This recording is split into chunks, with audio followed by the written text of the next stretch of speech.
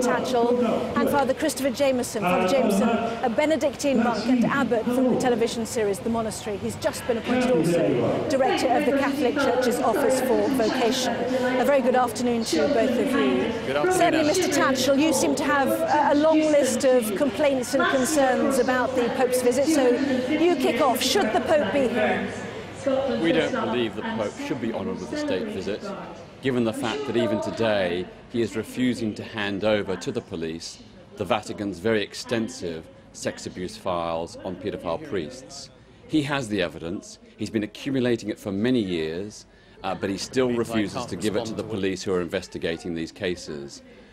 We know that in 2001 he wrote to every Catholic bishop in the world, ordering them to report all abuse cases to him in Rome, which they did. So he had the evidence, and his letter shockingly demanded papal secrecy and did not tell the bishops to report abusers to the police. And this, in our view, makes the Pope's apologies rather insincere and thin. We believe he needs to apologise for his own personal shortcomings instead of always apologising for others. Well, Father Jamison, is that the problem really, that this whole trip is so tainted by all these allegations, that the accusations still stand against Pope Benedict himself, that he needs to answer whether or not he was involved in any sort of cover-up? Anna, I've got a slight technical problem, which is that I couldn't hear anything of what Peter Tatchell said. However, I probably don't need to have heard it today, because we've heard it so very many times before. The allegation that there are secret files in the Vatican, for example, is a complete myth. There are no secret files. All the Vatican has is copies of files which were sent to them by the church authorities from countries around the world. Secondly, no police authority has ever asked the Vatican to send them files. He creates myths to denigrate the Pope. And secondly, it's also just a matter of controversy as to whether you think Pope Benedict is part of the solution or part of the problem. And it's evident to many people, not only Catholics, that Pope Benedict has indeed, since 2001, been part of the solution. But what I think is really interesting today is to see how he has been listening to what people have been saying in Britain, and he really did take it head on by giving the most full and complete description of his own feelings about the situation with child abuse and his admission the church didn't act fast enough, and even more that he went on to then outline what he thinks the policies of the church need to be going forward. And I think he is really to be commended for the way he dealt with that, the very first thing he talked about on the plane coming here. But what I think is really important too is to move on to talk about how his encounter with Her Majesty the Queen was such a historic moment of reconciliation, which the Queen talked about so fully. And he then wonderfully, in his speech, commended first of all William Wilberforce, that great British political campaigner, a political campaigner for human rights, whom he commended strongly and said that it was the Christian faith that inspired that first great British human rights movement to abolish slavery. That is a tremendous start for this visit and shows his determination to recognise the great Christian traditions of Britain. I'd sum up his arrival here by saying, remember Britain, what made you great? Peter Tatchell, that is a good point, isn't it? That this visit is far beyond the history of child abuse and its relations with the Church of Rome. This is really a time for all the people behind me right now, all the Catholics here in Scotland who want to celebrate, and those later on this week in England. And really it's also about the relationship with the British government and the Holy See at the Vatican. I think Father Jamison is being rather rosy-eyed. He says that the Pope praised Wilberforce and the Christians who battled against slavery. What he forgot to mention is that the Catholic Church for centuries endorsed slavery and indeed led the slaveholders in enslaving millions of people in Africa and elsewhere around the world. It was the Catholic leaders who colonized with their conquistadors Latin America and enslaved millions of people there. So the Church is in no position to claim to be the great opponent of slavery. But you're right, there are bigger important issues. There are bigger important issues. The Pope, for example, says that no woman on this planet has the moral or spiritual capability of being a priest. That is an insult to the whole of female humanity. He says that a husband with HIV must never use a condom to protect his wife against infection. And he says that gay people, even if they never have sex, are inclined towards evil and must, in certain circumstances, be denied civil rights under the law.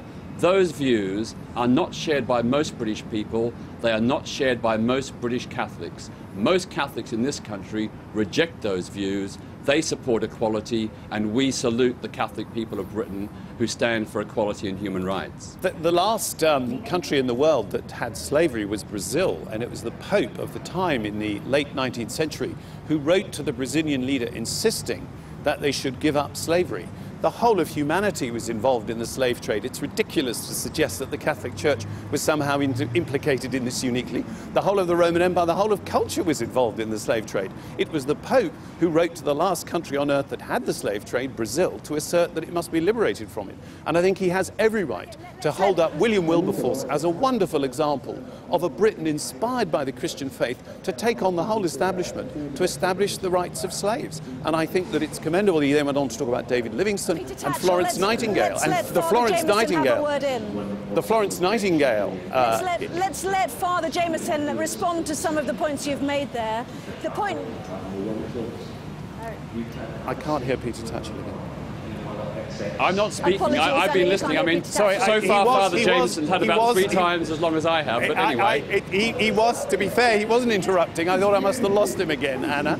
So I just wanted to end by saying that Florence Nightingale, he was commending Florence Nightingale as a role model as well. And there was a woman he was commending for her tremendous role in bringing new dimensions to nursing and so on, and another Christian person inspired by that. It's not a question of the Catholic Church saying that women lack the spiritual and moral authority to be ordained to the priesthood. What the Church says is that there's an ancient tradition that the servant role of the priest is best exemplified by a man, and that's an ancient tradition going back 2,000 years, and it's the role of the Church not necessarily to fit in with everything that's the latest fashion or the latest idea. It has very ancient insights, and the Pope is here to remind Britain of those ancient Christian insights which have made this nation great, and I think it was Her Majesty the Queen who was echoing some of that. Peter Tatchell, your response?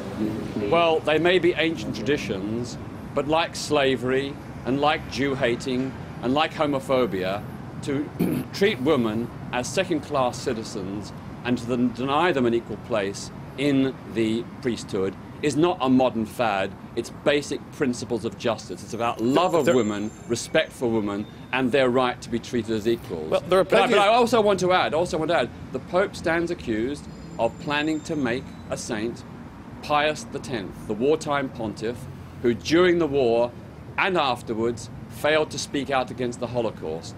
Now, even many of his Catholic detractors are saying this is profoundly shocking. This is a pontiff who, as a cardinal, conducted a treaty with the Hitler regime in 1933, which was a great PR coup for the Third Reich, and which led many German Catholics to believe that the Nazi regime had the blessing of the Vatican and the Pope. This man is going to be made a saint by Pope Benedict. I think he's got his moral priorities wrong. He should be lauding the many ordinary Catholics who heroically and courageously defended and hid Jews. Those people deserve sainthood, not Pius X. It was Pius XII was the Pope during the war. I'm sure that's the one I'm sure referring to, Peter. Yeah. But I think there's a fact which Peter Tatchell always ignores about Pius XII, which is that at the end of the Second World War, the chief rabbi of Rome became a Catholic because of his recognition of what the Church had done to save Jews during the war, especially in Rome. And when he converted to Catholicism, the chief rabbi of Rome took the name Eugenio, which was the Christian name of Pope Pius XII. I think that speaks for itself and shows that Peter Tatchell is completely out of touch with the Jewish community on this. Eugenio was the name the chief rabbi took when he became a Catholic out of respect for Pius XII. And on the plane, in his speech rather, Pope Benedict was, I think, heroic in the way that he, a German, who had been conscripted into the Hitler Youth against his will, and how he hated that. He said he commended Britain for its heroic stand against Nazism, and he commended the way Britain had helped build a new Europe after its heroic stand against Nazism. I think for a German who'd been conscripted into Hitler Youth to say that, he has experienced these things, Peter, in a way that you and I have never experienced them. He's experienced them at first hand deeply. He feels the shame of Germany's role in the war deeply. I think he's to be commended for courageously mentioning all that as soon as he touched down in Britain. Father Jamison.